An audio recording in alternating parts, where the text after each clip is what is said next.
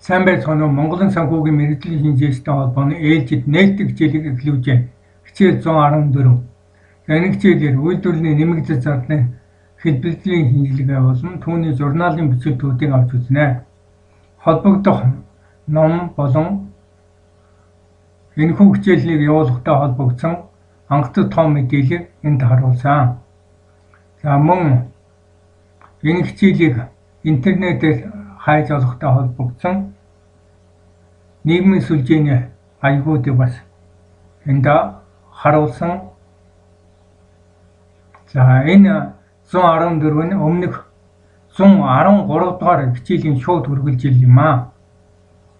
За өмнөх хичээл дээр үйлдвэрлэлийн нэмэгдэл зардлын стандарт өдгөн хэлбэлзлийн 4 хүчин зүйлийг бол авч үзээд дотор нь задлж үзсэн.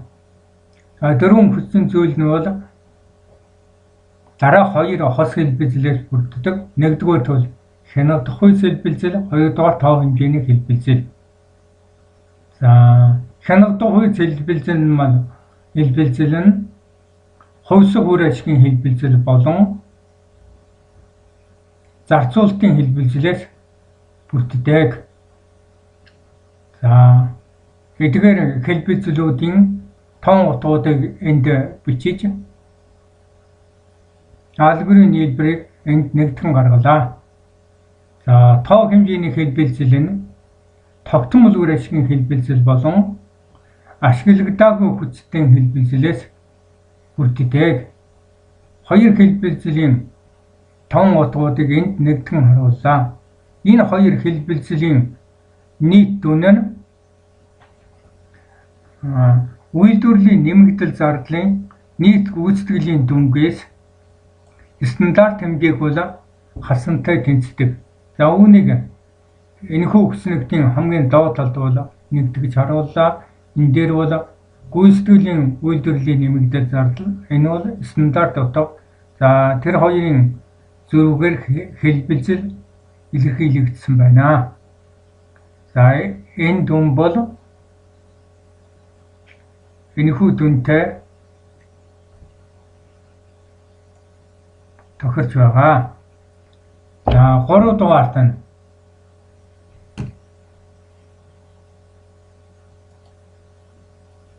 гурван хэлбэлзлийн А аргыг авч үзлээ.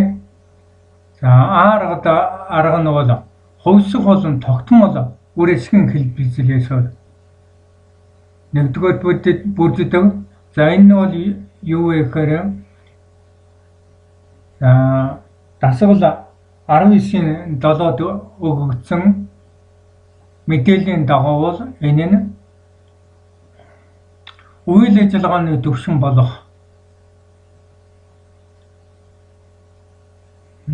цаг зарцуулалтын зөрүүгээр бол илэрхийлэгдэж байна. За тийм учраас энэ бол үйлдвэрлэлийн нэмэгдэл зардлын төлөвлөсөн нийт түвшин мөнгө цаг хугацааны хэлбэлзлээр бол үржүүлж холбогдох тоон утгуудыг энд харгалзуулан бичлээ. За 5320 гэдэг бол өгөгдсөн тоо. Өөрөөр хэлбэл энэ бол цаг хугацааны зарцуулалтын гүйцэтгэл. Энд бол стандарт цагийг бол тооцоолж гаргасан. За үүнийг бол өмнөх 113 дугаар хичээл дээр бол үзсэн. За энэ бол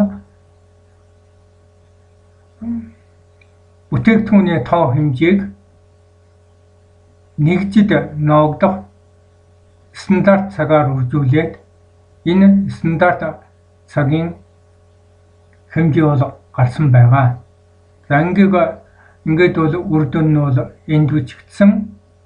За энэ дээр бол хувьсах болон тогтмол үр ашиг гэж хоёр хүчин зүйлийн нийлбэрийг бол одоо бичсэн байгаа. Тэгэхээр энэ бол цаашдаа бол хоёр хэсэг болж задрах нь бол тодорхой болж байна. За энэ 108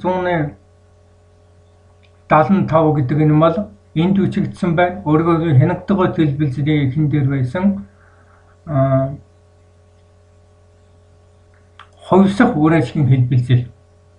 За дараагийн хэсэг нь бол энэ 398 175. За энэ бол тоог хэмжээний хэлбэлзэлдээ гарч исэн тогтмол үр ашигын хэлбэлзэл. За энэ хоёрын алгорын нийлбэр бол энэ дүнтэй бол тэнцэж байна. Хувьсах болон тогтмол үр ашиг. За хувьсах нь хянагдах үед хэлбэлдээ гарсан, тогтмол үр ашигын хэлбэлзэл нь тоо хэмжээнийгтэй гарсан. За үүнийг бол бид эндээс задлаж харуулсан байна. За Б-д нь ашиглагдаагүй хүч чадлын хэлбэлзэл. За энэ маань ашиглагдаагүй хүч чадлын хэлбэлзэл бол тоо хэмжээний хэлбэлзэлдээ гарч исэн. За энэ тоо бол энэ 1870 бол бас энд үчигдсэн байна. За ашиглагдаагүй хүч чадлын хэлбэлзэл гэдэг маань энэ үйлдвэрлэлийн нэмэгдэл зардлын төвшингийн тогтмол хэсгийн хэлбэлзлийг илэрхийлж байна. За А1 хуваах нь X1 гэж энд үчигдсэн. За үүнээс бол энэ бол хасагдж гин гэсэн үг. За олон гишүүнтийн бусад одоо үзүүлэлтүүд нь бол ижил төстэй байна. Тийм учраас энэ дээр бол өөрчлөлт гарахгүй гэсэн үг. За томьёонд илэрхийлэгдсэн үсгэн илэрхийллүүдийн оронд тоон утгуудыг тавьж энэ дээр нэгтгэж гаргалаа. За энд хоёр бутархай тоо байна. За энэ 3.5 гэдэг нь бол нийт төсвөлсөн үйлдвэрлэлийн нэмэгдэл зардлын дүн. За энэ маань дотор хоёр хэсэг байгаа. Нэгдүгээрт бол одоо энэ нь тогтмол үйлдвэрлэлийн нэмэгдэл зардлын түвшин. За энэ хоёр бүхэл 175. За үйлдвэрлэлийн нэмэгдэл зардлын түвшингийн нөгөө хэсэг нь бол хувьсах үйлдвэрлэлийн нэмэгдэл зардлын түвшин. За энэ бол 0.75 байсан. Ингээд нийлбэр нь бол 3.5 гарч байна. За дараа нь зарцуулалтын хэлбэлзэл гэж байна. Зарцуулалтын хэлбэлзэл маань энэ 740 гэсэн. За энэ бол хянагдахгүй хэлбэлзэлтэй бол холбоотой. За энэ хэсэг дээр бол харин томьёонтойгоо үсгийн илэрхийлэлээс харагдвал энд B1, энд B0 байна. За эдгээр олон гишүүнтийг хаалтаас гаргаад эмхтгэвэл үндсэндээ хаалтны гадна X1 хаалтан дотор B1-ээс авсан B0 гарахаар байна. За энэ бол одоо үндсэндээ үйлдвэрлэлийн нэмэгдэл зардлын хувьсах хэсгийн түвшний нөлөөллийг илэрхийлж байна гэсэн үг. За 21,230 гэдэг маань нийт энэ гүйцэтгэлээр үйлдвэрлэлийн нэмэгдэл зардлын нийт хэмжээ. За эндээс бол одоо хаалтан дотор байгаа энэ хэсгийг бол задлан илэрхийлвэл энэ бол энэхүү нийт зардлын тогтмол хэсэг нь бол энэ байна. За хувьсах хэсгийн энэ үржүүр дээр бол 5320 гэдэг маань гүйцэтгэлээр зарцуулсан цагийн хэмжээ. Нөгөөх нь бол төсвөлсөн үйлдвэрлэлийн нэмэгдэл зардлын төвшингийн хэмжээ. Өөрөөр хэлбэл энэ маань хувьсах хэсэг нэ гэсэн үг. За ингээд энэ 3 ABC гэсэн энэ 3 хүчин зүйлийн нөлөөлийн дүнг нэгтгэн харуул бас энэ дүн гарч байна. За энэ маань түрүүн бид хэлсэн нийт үйлдвэрлэлийн нэмэгдэл зардлын гүйцэтгэл стандарт хэмжээнээс хэр зэрэг хэлбэлж байгааг илэрхийлж байна. За хамгийн сүүлдийнх нь бол 3 хэлбэлзлийн Б арга. За энэ дээр бол юу вэ гэхээр тоо хэмжээний хэлбэлзлийг нэгтгээд авчдаг.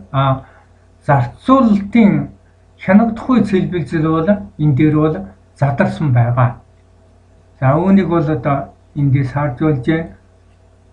108, 100-ны 75-даар нэмэх нь 740 нийлбэр нь 848, 100-ны 75. За энэ тоо бол энд гарч ирнэ гэсэн үг.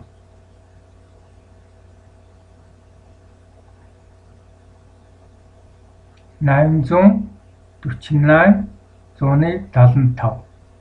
За харин 3 дахь хүчин зүйлийн нөлөөлөл бол энд нэгтгэж бичигдсэн байна.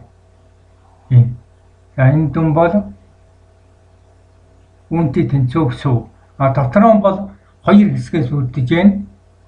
За энэ бол тогтмол үр ашигын хэлбэлзэл болон ашиглагдаагүй хүчтэлийн хэлбэлзлээ гэсэн үг. За ингээд 3 хэлбэлзлийн бие аргыг энэ дүнг нэгтгэн доор нь харуулсан энэ байна. За ингээд өнөөдрийн хичээл юм бол өндөрлөж байна. Дараагийн хичээл дээр энэ өнөөдрийн 114 болон түүний өмнөх 113 дахь хичээлүүдээр үзсэн тооцоолын үр дүнг Нэгтлэн бодог бүртгэлийн журналын бичлэлээр хэрхэн харуулах вэ гэдгийг авч үзнэ. За та нарт бас нэг зүйлийг зөвлөхөд бидний энэ боловсрууд сургалтанд хэрэгжүүлсэн шинэ арга, шинэ мэдлэгийг Аси Хамер, Картер нарын 2000 онд Монгол хэлний орчуулагдсан зардлын Нэгтлэн бодог бүртгэлийн авч үзсэн шууд тооцооны аргуудтай зэрэгцүүлэн үзэж дүгнэлт хийгээрэй. Мөн бидний бичсэн энэ удирдлагын бүртгэл номон доор эдгээр аргуудыг зэрэгцүүлэн харуулад Нэгтлэн бодог бүртгэлийн бичлэлд мөн шинжилгээний тооцоолуудын харуулсан байгаа. Тийм учраас энэ дээр бол оюуны дүгнэлт хийх өргөн боломж бол нэгдэж байгааг цус дурдах байна.